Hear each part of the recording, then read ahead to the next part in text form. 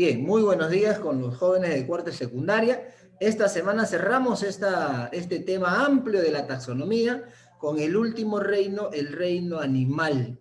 El reino animal introducida por el gran Aristóteles antes de Cristo, ¿no? Desde ese tiempo ya se conocía aquel reino en donde justamente le puso animal o ánima en el hecho de pensar de que aquellos organismos tienen una especie de fuerza, energía abstracta, lo cual se aduce que fuera un alma, ¿no?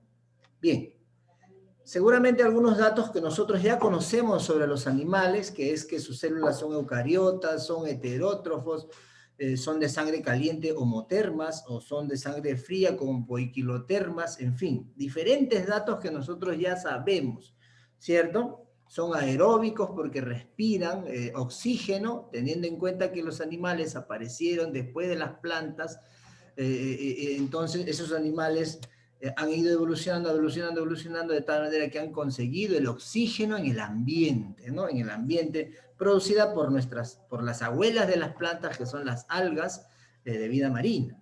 Pero ¿cómo es que se ha clasificado a estos animales? ¿Cómo es que uno puede decir que este es vertebrado no solamente porque no tiene hueso y el otro es vertebrado simplemente porque tiene hueso? ¿Qué hay más allá de los criterios de clasificación que guarda la ciencia? Por ejemplo, nosotros observamos aquí un término, porque es importante en biología los términos, el término asimetría. Tenemos acá un término que se llama asimetría. Asimetría dice, cuando no existe un plano mediante el cual el animal puede ser dividido en partes iguales. ¿Qué significa? Tiene que haber una circunferencia, una línea vertical que pueda dividirme a un animal en dos partes iguales. Cuando no sucede eso, es un animal asimétrico. Por ejemplo, los poríferos. Los poríferos.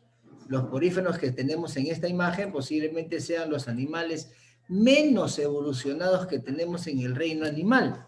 Los poríferos son muy primitivos, viven, como ustedes pueden observar acá, pegados, adheridos a rocas, en donde existen algunos sustratos, tienen unos orificios de entrada en la parte superior,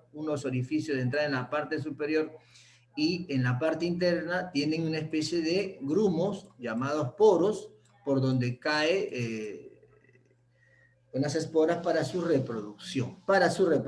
Ellos son asimétricos, porque su cuerpo no puede ser dividido en dos partes iguales. ¿Qué más tenemos? Tenemos por el otro lado los que sí son simétricos, los que sí guardan la simetría. Cuando decimos que es simetría, estamos hablando de aquellos que sí su cuerpo puede ser dividido en dos partes iguales, ¿cierto? Por lo tanto, ahí vamos a encontrar diferentes especies. Por ejemplo, si hablamos nosotros de simetría, dividimos animales en dos partes iguales, tenemos que ver aquí qué tipo de simetría tendrían estos animales, porque la gama del reino animal es muy amplia. Existe más de 1.000.000 de especies identificadas. Entonces, esa gama va creciendo. Por eso es que aquí se divide los tipos de simetría. Uno, por ejemplo, en simetría radial, dice cuando las partes del cuerpo se disponen alrededor de un punto central. Por ejemplo, nosotros podemos verificar aquí este organismo, que es una medusa, tiene un punto central y va dividiéndose hacia un extremo, ¿no? Como una especie de cubo, ¿ya? Como una especie de rueda.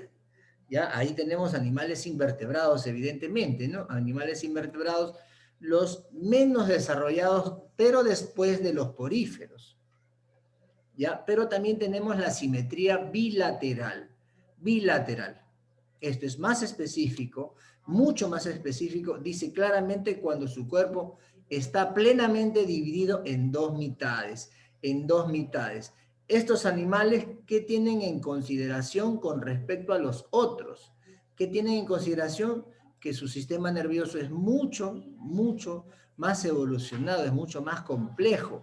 tienen sentidos, tienen órganos de los sentidos. Y cuando yo le doy esos indicadores, esa descripción de esta simetría bilateral, ya usted puede ir identificando qué tipo de organismos vamos a encontrar ahí, ¿no? Pero inclusive no es necesario también ir pensándolo, porque ya lo tenemos en la parte inferior, ¿no? ¿Quiénes tienen simetría bilateral? Desde los anélidos. No hay que olvidar que existen gusanos, incluyendo los anélidos son gusanos. Pero un gusano que vive en un intestino o en un organismo es un gusano liso, como un platelmito, como un nemátodo, como un oxiurus. Son gusanos parásitos.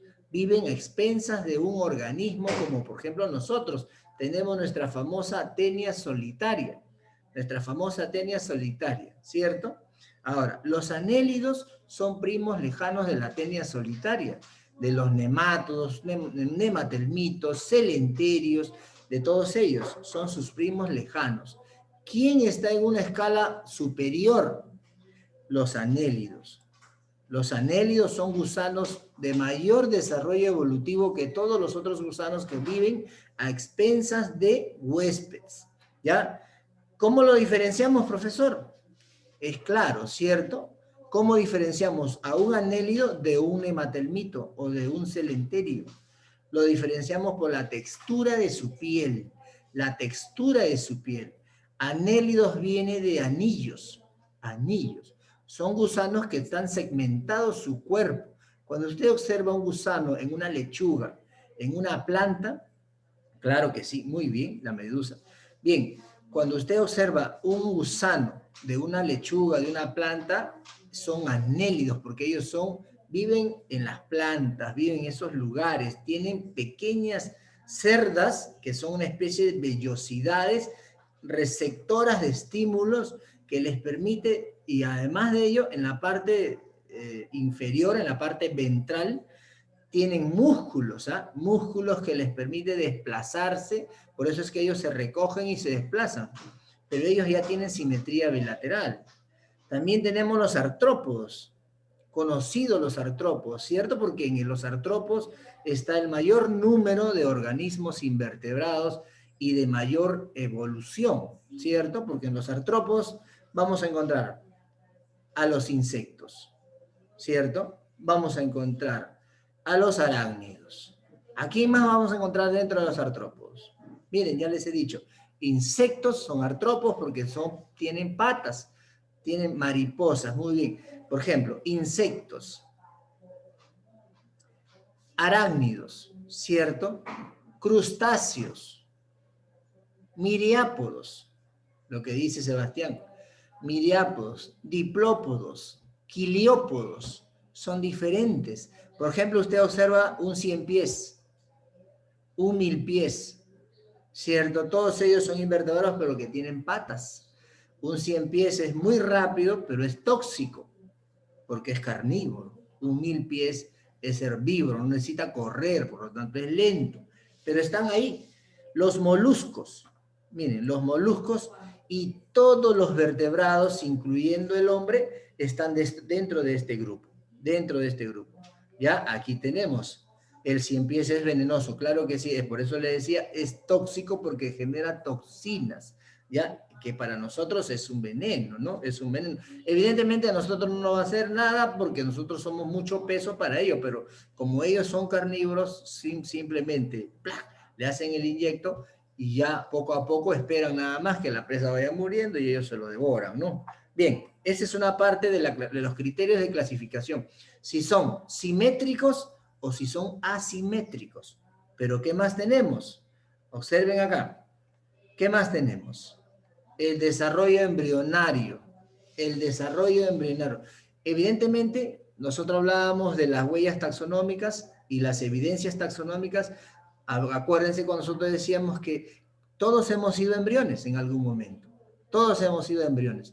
Pero ese desarrollo embrionario, cuando se lleva a cabo completamente, dependiendo mucho de la complejidad de su desarrollo embrionario, vamos a garantizar un tipo de organismo animal. Por ejemplo, aquí hay 3 bloques.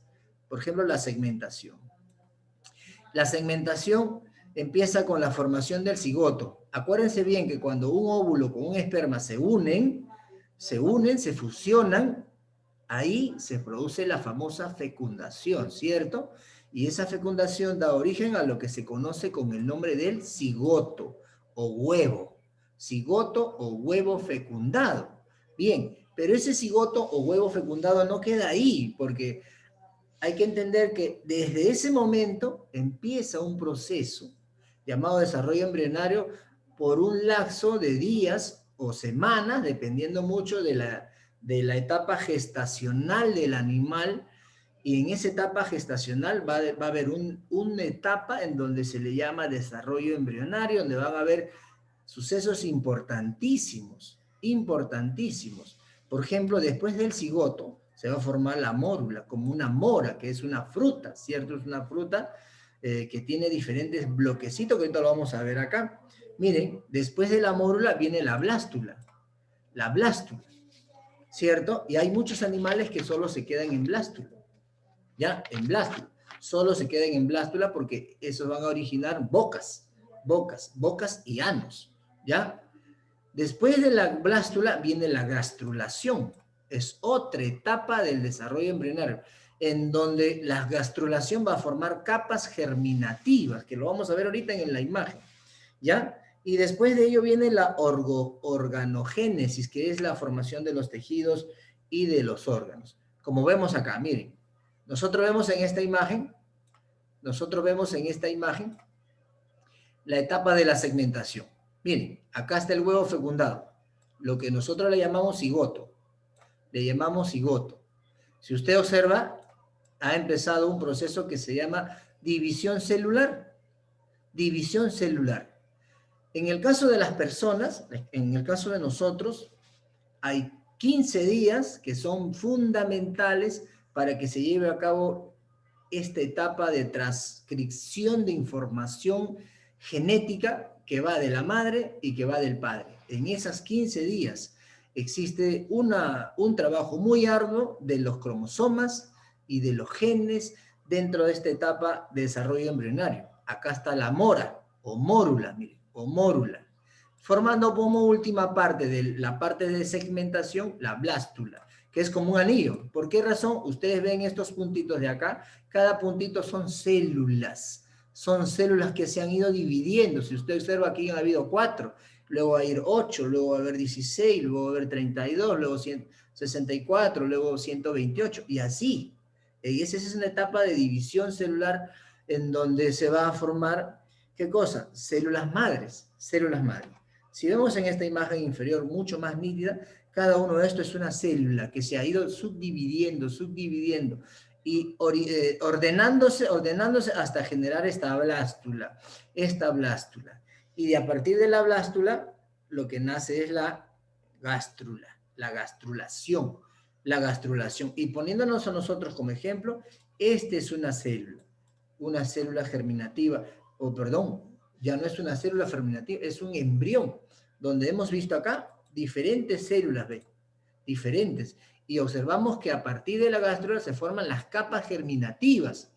Capas germinativas, jóvenes, capas germinativas. Miren, ¿eh? Estas capas germinativas. Usted observa aquí 3 capas. Acá hay una capa, miren, acá hay una capa germinativa que va a dar origen a esta capa de aquí. En la parte interna vemos otra capa germinativa que va a dar origen a otros tejidos. Y en esta parte hay otra capa. ¿Se da cuenta? 3 capas. Estamos hablando de organismos superiores. Por ejemplo, el ectodermo. El ectodermo es una capa germinativa que se forma en la gastrulación. ¿Qué forma? ¿Qué organismos? Por ejemplo, tu piel, tu sistema nervioso incluyendo nervioso central y periférico, todo lo que significa los órganos, los sentidos y la conexión con los órganos, con los sentidos o con el sistema nervioso, todo lo que significa nervios. Acuérdense que cuando el niño está en una etapa embrionaria lo primero que se forma es el talo neural.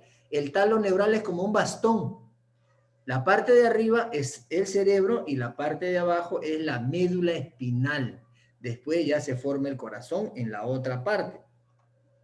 Viene el mesodermo. El mesodermo. Miren, ¿qué forma? Por eso le decía el corazón, células sanguíneas. Células sanguíneas. Todo lo que tiene que ver con la circulación de la sangre y todas las cavidades u órganos que tiene que ver con el aparato reproductor, excretor y cardiovascular. Cartílagos, huesos, tendones, toda la parte interna. Y luego tenemos por último el endodermo. ¿Qué me forma el endodermo? Son 3 capas germinativas, acuérdense bien, 3 capas germinativas, 3 capas. Cada una tiene diferentes órganos o glándulas que van a formar en el camino, no se olvide, ¿ya? Cada una de ellas. Bien, hasta ahí lo que te acabo de explicar sobre posiblemente algunos datos que no estaban en la parte del libro. Bien, de esta parte, bien, estamos en la página 125 de nuestro libro de actividades. ¿Ya? ¿Qué significa? Que ahora nos toca trabajar un poco en esta parte. Nos toca trabajar. Aquí, por ejemplo, dice, el conjunto de órdenes forma una clase. Muy bien, una clase. 2, no pertenece al dominio eucariota. No pertenece al dominio eucariota. Los virus, claro que sí, los virus. Los virus no pertenecen a ninguno de esos dominios, ¿no? La número 3 dice, pertenece al reino protista. La D, excelente, la D. ¿Qué significa? Que es la A y la B, ¿no? La número 4.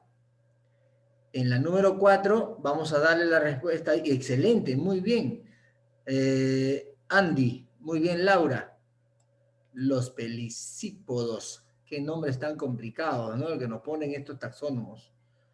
En la número 5, vamos a obviar la número 5, ¿ya? La número 5, nos vamos a la 6. La número 5, ¿por qué lo obviamos? Porque hay varias respuestas. La número 6 dice, ¿cuál de los nombres científicos está bien escrito? Hay que tener en cuenta que para escribir correctamente solo lleva mayúscula cuando se escribe la primera letra del término género, nada más, ¿cierto? Del término género. Si tiene la primera letra con mayúscula y también especie con mayúscula, está incorrecto. Aquí, Homo sapiens está mal porque la S está con mayúscula, ¿cierto? Trichonomas vaginalis, excelente. La B, ¿por qué? Porque está correctamente. Todos los demás tienen mayúscula, ¿no?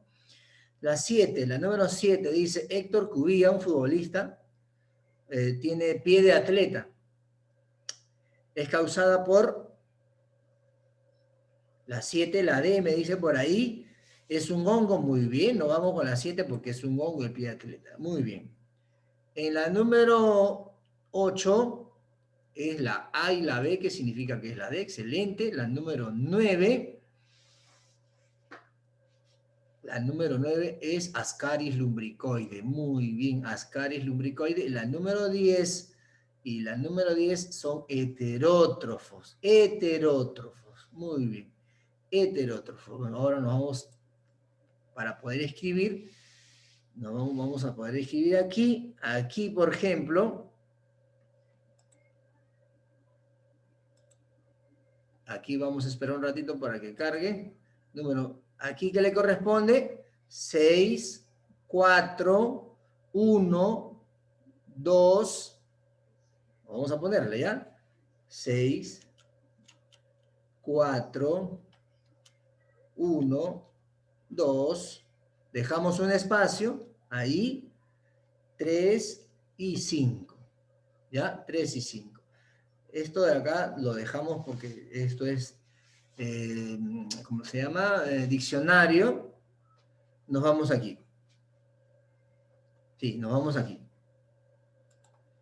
Nos vamos a la página 126. Dice claramente, ¿no? Planta que no tiene tejidos conductores. Talofitas, muy bien. Talofitas, ¿no? Talofitas.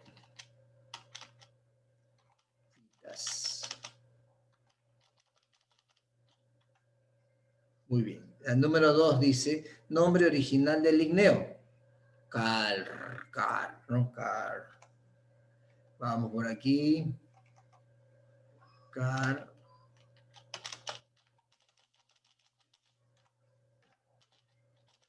El espacio, V, la O, ¿no? Carbón.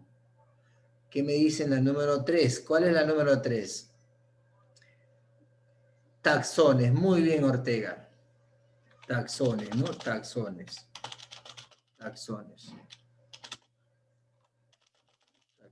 Ahí estamos con los taxones. La número 4. La número 4, a ver, son de color rojas, ¿ah? Algas de color roja, rodofitas. Muy bien, Jocelyn. Ortega, Pitman. Muy bien. Rodofitas. Rodopita.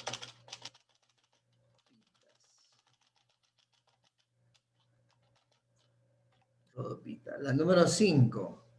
Número 5. Los famosos tucanes. Excelente, Laura. Excelente.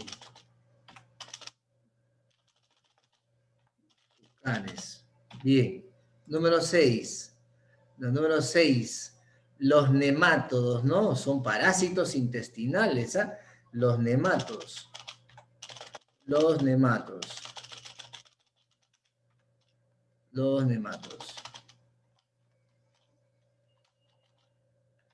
Número 7. Número 7. Anatomía. Muy bien, anatomía. Espero que esté anotando por ahí. Lo estoy viendo que se está saliendo de su asiento.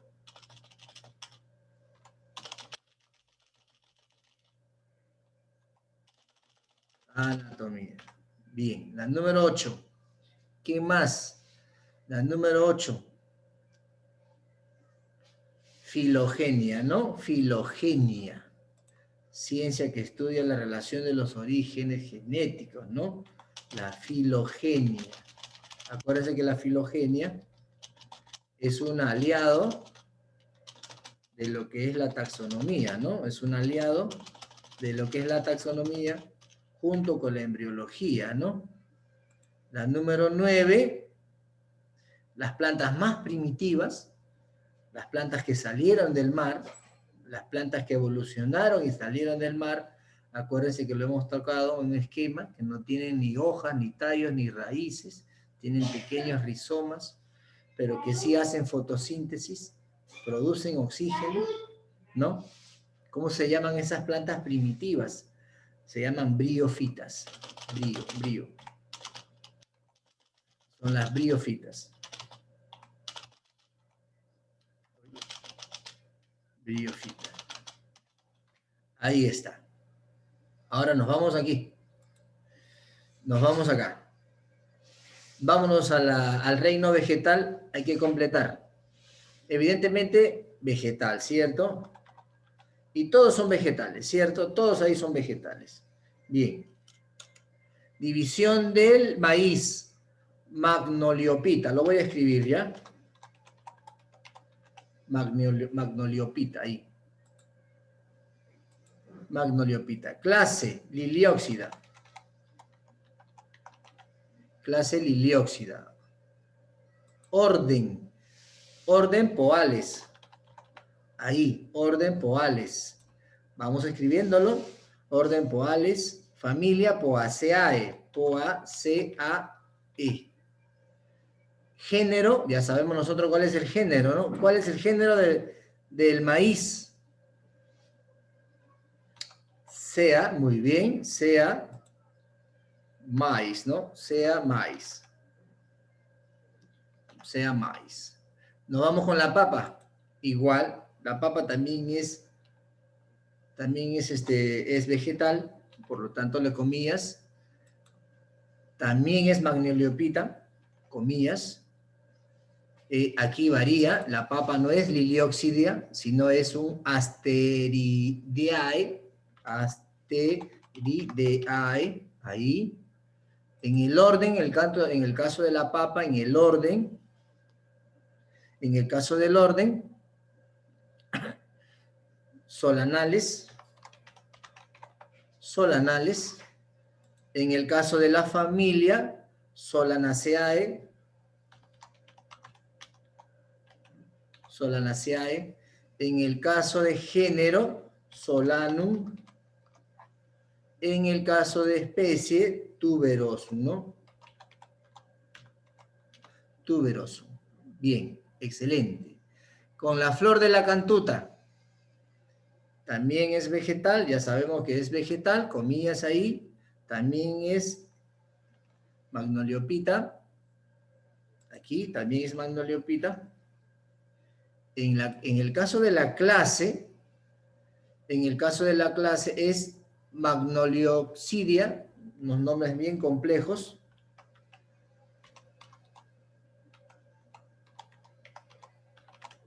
Ahí. En el caso de orden,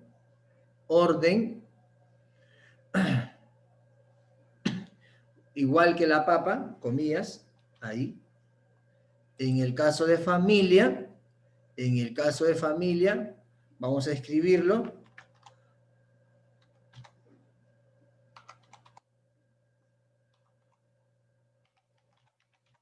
Miren, qué nombres tan complejos. ¿Ya? Qué nombres tan complejos. En el caso de género, Cantúa. Y en el caso de la especie, Buxifolia, ¿no? Cantúa buxifolia. Terminamos con estos dos, ¿ya? Terminamos con estos dos. Vegetal, lo mismo en la división. En el caso de la clase de la cebolla, es Lilióxida. Lilióxidia. En el caso del orden, en el caso de la cebolla, orden, es Asparagales. Asparagales. Ahorita nos vamos, jóvenes. En el caso de la cebolla, su familia es Amari Lilidaceae, ahí, con nombres bien complejos. ¿Eh? Y muy bien, Allium, y abajo, cepa, ¿no? Allium cepa, aquí. Allium cepa, Allium con M, ¿ya? Allium con M. Ha habido un lapsus en ese bloque. En el caso de la uña de gato, los dos primeros son iguales. En el caso de orden es Magnoliopsidia, igual que esta parte acá. Igual que esta parte. Igualito va acá. En el caso de orden, cambiamos, hay que escribirlo aquí. En el caso de orden de la uña de gato, Gentianales. En el caso de familia, Rubiaceae.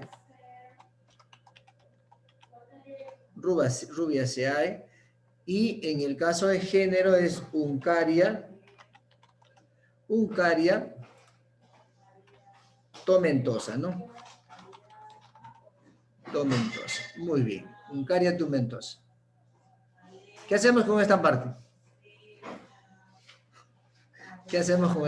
A ver, les voy a tomar una foto y les voy a compartir en el grupo de WhatsApp que tenemos de esta parte, ¿ya? De esta parte para que ustedes lo puedan completar en casita. Les voy a tomar una foto del libro y se lo voy a enviar, ¿ya? Hasta ahí.